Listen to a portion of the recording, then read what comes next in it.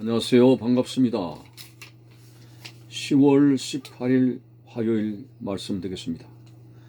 누가복음 10장 29절에서 37절까지 읽어드리겠습니다. 그 사람이 자기를 옳게 보이려고 예수께 여짜오되 그러면 내 이웃이 누구니이까? 예수께서 대답하여 이르시되 어떤 사람이 예루살렘에서 여리고로 내려가다가 강도를 만나매 강도들이 그 옷을 벗기고 때려 그의 죽은 것을 버리고 갔더라. 마침 한 제사장이 그 길로 내려가다가 그를 보고 피하여 지나가고 또 이와 같이 한 레위인도 그곳에 이르러 그를 보고 피하여 지나가되 어떤 사마리아 사람은 여행하는 중 자기 거기 이르러 그를 보고 불쌍히 여겨 가까이 가서 기름과 포도주를 그 상처에 붓고 싸매고 자기 짐승에 태워 주막으로 데리고 가서 돌보았주니라. 그 이튿날 그가 주막 주인에게 데나리온 2를 내어주며 이르되 이 사람을 돌보아주라. 비용이 더 들면 내가 돌아올 때에 갚으리라 하였으니 내 생각에는 이 세 사람 중에 누가 강도 맞는 자의 이웃이 되겠느냐. 이르되 자비를 베푼 자니이다. 예수께서 이르시되 가서 너도 이와 같이 하라 하시니라. 아멘. 어제 새벽에 율법사가 율법의 자신감을 가지고 나는 지켰다라고 하는 자만심을 가지고 무엇을 행해야 구원을 영생을 얻습니까? 라는 질문에 예수님은 그래 율법에 뭐라고 기록되느냐? 그것을 좀 줄이면은 하나님을 사랑하고 이웃을 사랑하라고 하는 것입니다. 이 율법사는 그것을 다 지켰다 하는 그런 생각을 가지고 있는 것입니다. 그래서 이 율법사가 예수님께 자기를 옳게 보이려고 이웃이 누굽니까? 율법대로 하나님을 사랑하고 그는 율법을 가르치고 백성들에게 가르치고 율법에 의해서 살고 하나님을 사랑했습니다. 그리고 이웃도 사랑했다고 생각하는 것 같습니다. 그래서 이웃이 누굽니까? 라고 자기를 옳게 여기려고 옳게 보이려고 예수님께 아주 속보이는 그런 질문을 했습니다. 왜 이웃이 누구입니까? 라고 하는 질문이 속보이는 질문이냐. 이 율법사가 생각할 때는 자기가 매일같이 가르치는 그의 율법을 가르침을 받는 그의 백성들이 자기가 생각하는 이웃이기 때문에 충분히 이웃 사랑 다 했다고 생각하는 것입니다. 그래서 백성들로부터 존경받고 그렇게 된 거죠. 이웃이라고 하는 개념을 자기가 가르치고 있는 그의 백성들 율법을 가르치고 그들에게 어떤 율법의 행위를 보였다고 하는 그의 백성들을 이웃으로 생각한 것입니다. 그러나 예수님은 옳게 보이려고 이웃이 누구입니까? 예수님의 답변 속에서 네가 가르치는 너의 백성이 아니냐? 내가 다 했습니다. 이런 식으로 유도하려고 한 거예요. 자, 그러나 예수님은 율법사가 생각하고 있지 않는 전혀 다른 이웃의 개념을 말씀하고 있습니다. 오늘 본문의 예가 그렇습니다. 어떤 사람이 여리고로 내려가다가 강도를 만났다. 강도들이 그 옷을 벗기고 때려서 거의 죽게 되었다. 버리고 갔다. 피를 철철 흘리고 땅바닥에 쓰러져 있는 생명이 위태로운 사람을 비유로 들면서 한 제사장이 마침 그 길로 지나가다가 그를 보고 피하여 지나갔다. 고통당하고 고난당하는 그 사람을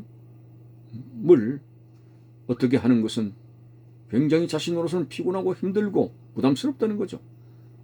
제사장이 그리로 지나가 버렸습니다. 레위인도 성직을 하는 레위인도, 당연히 율법을 지켜가며 살아가는 레위인도 고난당하는 죽어가는 그 사람을 피하여 지나가더라고 했습니다. 그런데 오히려 유대인들이 멸시하는 사마리아 사람이 지나가다가 온 정성을 다합니다. 가까이 가서 기름과 포도주를 상처에 붓고 싸매고 자기 짐승에 태워 주막으로 데려가서 돌봐 주었다고 했습니다. 그리고 데나리온 둘을 내어주면서 이 사람을 돌보아 주라고 책임성 있는 그런 돌봄을 했습니다. 비용이 더 들면 다 갚아주겠다고 했습니다. 그래서 이렇게 비유를 하시고 나서 율법사에게 질문합니다. 내 생각에는 이 세 사람 중에 누가 강도 만난 자의 이웃이 되겠느냐? 그래서 코너에 몰린 율법사는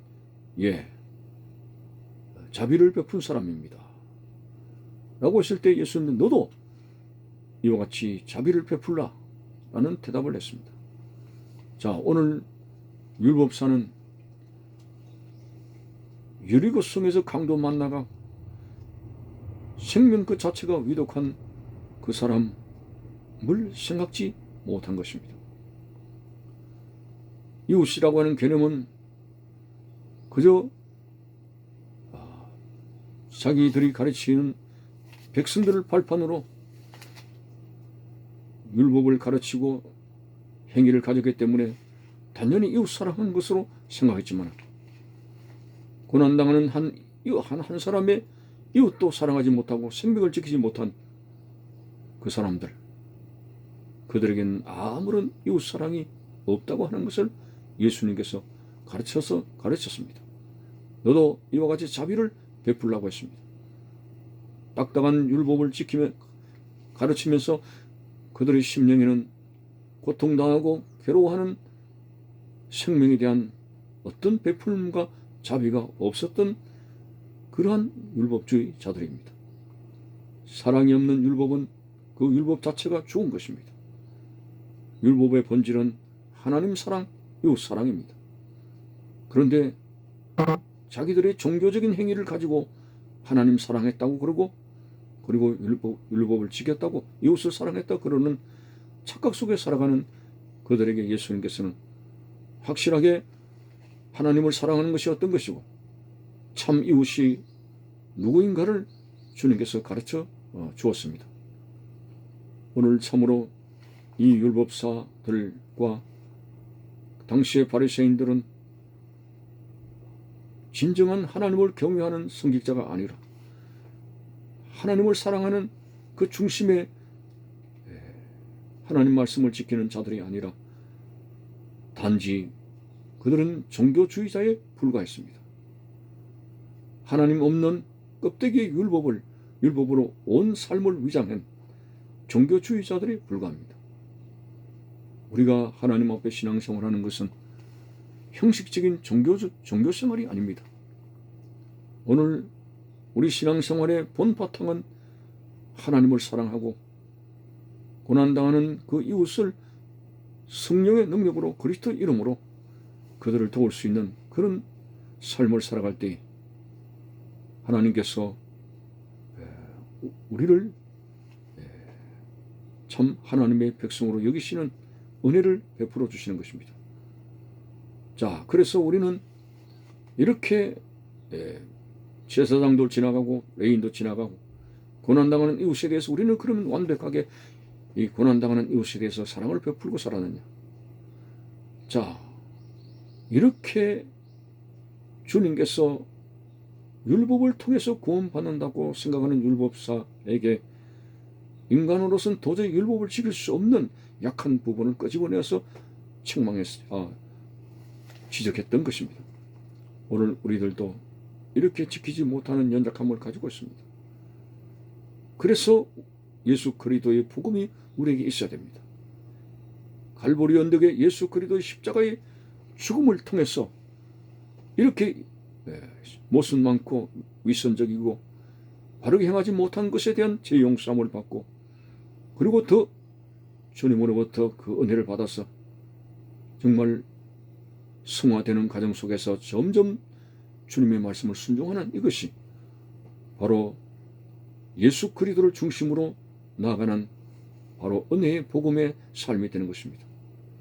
다시 말씀드리지만은 타락한 속성을 가진 우리들은 행위를 통해서는 율법을 지킬 수 있는 이런 면으로 구원받을 수가 없습니다. 오직 십자가의 피에 의지해서 그 능력으로 의를 이루고 그리고 그 의의 선물을 받았기 때문에 우리는 더 감사의 고백으로 하나님을 진정으로 사랑하고 고통당하는 이웃에 대해서 그리스도의 이름으로 베풀 수 있는 사랑을 실천하는, 그것은 율법이 아니라 주님께서 먼저 우리에게 사랑을 베풀어 주신 것에 대한 우리의 감사의 고백의 신앙이기 때문에 그것이 나의 의는 될 수가 없습니다. 오직 십자가의 피의 의를 통해서 구원을 받는다는 확실한 정리를 가지고 구원의 투구를 쓰면서 하나님 나라에 이룰 수 있는 그런 영생에 이르는 하나님의 백성이 되시기를 바라는 것입니다. 감사합니다.